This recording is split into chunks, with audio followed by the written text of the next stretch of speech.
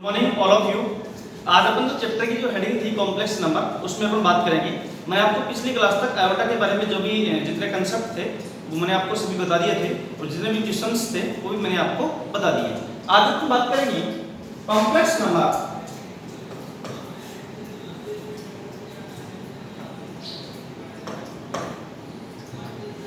यानी समिश्र संख्याएं, जिसको इंग्लिश में बोलते हैं कॉम्प्लेक्स नंबर। सबसे पहले हम बात करेंगे कि समिश्र जो संख्याएं हैं वो किस रूप की होती हैं और किस प्रकार की होती हैं।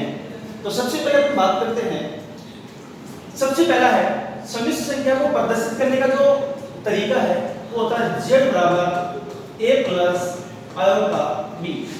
शायद आपको याद हो तो जब मैंने आपको इसका इंट्रोडक्शन बताया था तो मैंने आपको बताया था कि जब भी किसी द्विघात समीकरण में b स्क्वायर माइनस 4ac का मान जब 0 से छोटा हो तो अंडर रूट के अंदर जो संख्या आती है वो कैसी आती है, नेगेटिव आती है, और वहीं से काल्पनिक संख्याओं का विस्तार हुआ था। आप जानते हैं कि जब किसी भी द्विघात समीकरण में यदि आपको मूल ज्ञात करने हो तो आप फॉर्मूला लगाते हो minus b plus minus under root के अंदर b square minus 4ac upon 2a। यदि इसमें b स्क्वायर माइनस 4ac का जो मान है यदि वो नेगेटिव होगा यानी 0 से छोटा होगा तो अंडर रूट के अंदर जो संख्या आएगी वो कैसे आ जाएगी, नेगेटिव आ जाएगी, और वहीं से सभी संख्याओं का क्या हुआ था, विकास हुआ था। तो अपन इसी में आगे बात कर रहे हैं कि सबसे पहला है कि कॉम्प्लेक्स नंबर को प्रदर्शित करने का जो तरीका है वो क्या है और ऐसा क्यों है कि कॉम्प्लेक्स नंबर को प्रदर्शित करने का तरीका a प्लस आयोटा b ही है। तो याद रहे कॉम्प्लेक्स नंबर को प्रदर्शित करने का सबसे पहला तरीका है a प्लस आयोटा b। ये जो z है ये एक संकेत है किसका, कॉम्प्लेक्स नंबर का।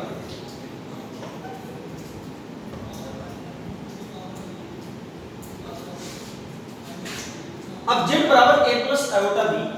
यदि आपको मैथमेटिक्स में कभी इस प्रकार की आपको संख्या मिल जाए a प्लस आयोटा b तो याद रहे वो संख्या हमेशा कैसी होगी, कॉम्प्लेक्स नंबर यानी समिश्र।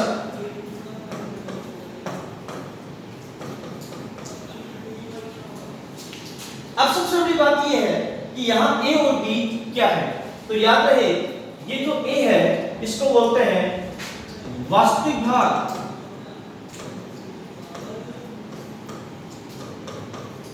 यानी इंग्लिश में बोलते हैं रियल पार्ट ऑफ z। तो कितना हो गया, रियल पार्ट इसका कितना है, a है, यानी z का वास्तविक भाग। और दूसरा जो आयोटा के गुणा में आपको दिया गया है वो है b, और इस b को बोलते हैं काल्पनिक भाग,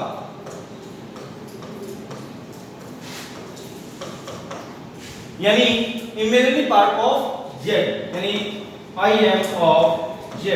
तो कितना हो गया b। याद रहे आयोटा के जो गुणा में आपको दिया गया है वही इसका काल्पनिक भाग होता है। आयोटा आपके इसके साथ में गुणा में नहीं लिखना है, यानी कभी भी आपको किसी भी समिश्र संख्या का यदि आपको वास्तविक और काल्पनिक भाग पूछा जाए तो याद रहे जो सबसे पहले लिखा हुआ है जिसके गुणा में आयोटा नहीं है, याद रहे वो कौन सा भाग होता है, वास्तविक। और जो आयोटा के जो गुणा में लिखा हुआ है इसमें आयोटा सम्मिलित नहीं है, जो आयोटा के गुणा में लिखा हुआ है और उसी को बोलते हैं काल्पनिक भाग। इसका अर्थ ये हुआ कि यदि आपको किसी भी कॉम्प्लेक्स नंबर का वास्तविक और काल्पनिक भाग याद करना हो तो आप आसानी से इसको याद कर सकते हैं। जैसे मैं लिखूं z बराबर 3 प्लस 4 आयोटा, ये एक संख्या है, कॉम्प्लेक्स नंबर है। यदि इसका आपको पूछा जाए इसका रियल पार्ट और इमेजिनरी पार्ट ऑफ z कितना है, रियल पार्ट ऑफ z का मतलब z का वास्तविक भाग यानी जिसके गुणा में आयोटा नहीं है, इमेजिनरी पार्ट ऑफ z का यानी जिसके गुणा में आयोटा है, वही उसका क्या कहलाता है, काल्पनिक भाग।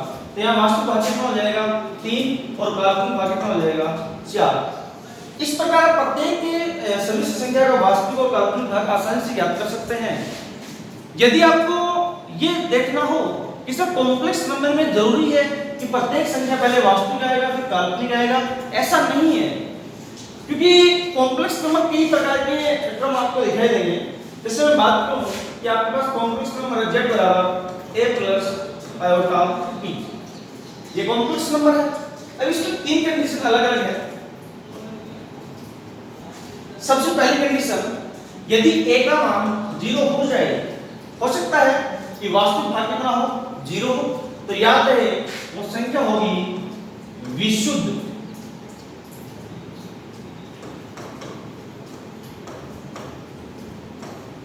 विशुद्ध काल्पनिक संख्या। यानी यदि किसी कॉम्प्लेक्स नंबर में यदि उसका वास्तविक जो भाग है यदि वो 0 हो तो उस संख्या को हम बोलेंगे विशुद्ध काल्पनिक संख्या। क्यों? क्योंकि इसमें केवल और केवल आयोटा और उसके अंदर गुणा में कौन सी संख्या आएगी, वास्तविक आएगी। बेटा एक बात और याद रखना, प्रत्येक complex number a plus iota b रूप का होता है। यहाँ a और b याद रहे दोनों वास्तविक संख्या है।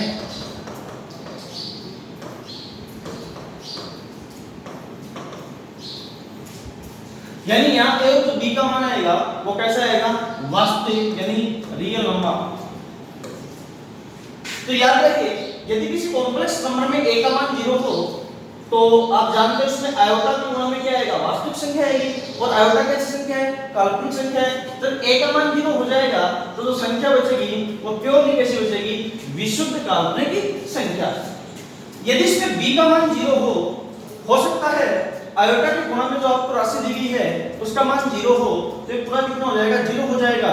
और आपके पास जो संख्या बचेगी वो कितनी बचेगी, a, यानी a कैसी, वास्तविक। तो याद रहे यदि किसी कॉम्प्लेक्स नंबर में b का मान 0 हो तो उसको बोलते हैं विशुद्ध वास्तविक संख्या।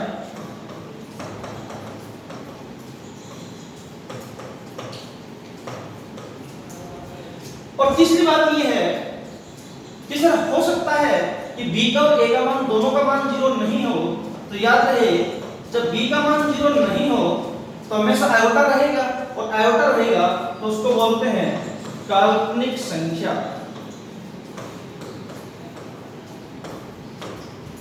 ये इसकी तीनों कंडीशन है कि समिश्र जो संख्या है उसका जो व्यापक रूप है वो है a प्लस आयोटा b। यानी इसको लिखने का एक तरीका है जहां a और b कैसी संख्या है, दोनों वास्तविक संख्याएं हैं। यदि इसमें a का मान 0 हो जाएगा तो जो संख्या बचेगी वो कितनी होगी, आयोटा b। और आयोटा कैसी संख्या है, काल्पनिक, तो ये प्योरली कैसी हो जाएगी, विशुद्ध काल्पनिक संख्या। यदि इसमें b का मान 0 हो तो इसमें a बचेगा, और a कैसी संख्या है, वास्तविक संख्या है, तो इसको बोलेंगे विशुद्ध वास्तविक संख्या। यदि इसमें b का मान 0 नहीं है क्योंकि b आयोटा के गुणा में है, और यदि b का मान 0 नहीं होगा तो यहाँ आयोटा प्रेजेंट रहेगा, इसको बोलते हैं अपन काल्पनिक संख्या। बाकी बेटा अपन अगले क्लास में बात करेंगे। अगले क्लास में अपन कॉम्प्लेक्स नंबर के कुछ महत्वपूर्ण पॉइंट्स की बात करेंगे कि कॉम्प्लेक्स नंबर जो है वो किस प्रकार एक द्विघात समीकरण के मूल बताता है। क्योंकि मैंने आपको पहले भी बताया था जब कॉम्प्लेक्स नंबर का इंट्रोडक्शन बताया था कि किसी भी द्विघात समीकरण जब b स्क्वायर माइनस 4ac का मान 0 से छोटा हो और यदि आपको उसका मूल याद करना हो तो आपको पता है कि अनुरूप के अंदर जब b स्क्वायर माइनस 4ac का मान नेगेटिव आ जाएगा तो अनुरूप के अंदर कैसी संख्या आ जाएगी, ऋणात्मक आ जाएगी। और मैंने आपको बताया था कि अनुरूप के अंदर नेगेटिव संख्या आ जाएगी, इसलिए अपन प्रत्येक द्विघात समीकरण के मूल याद नहीं कर सकते। अगली क्लास में अपन इसके बारे में बात करेंगे। Thank you, all the best.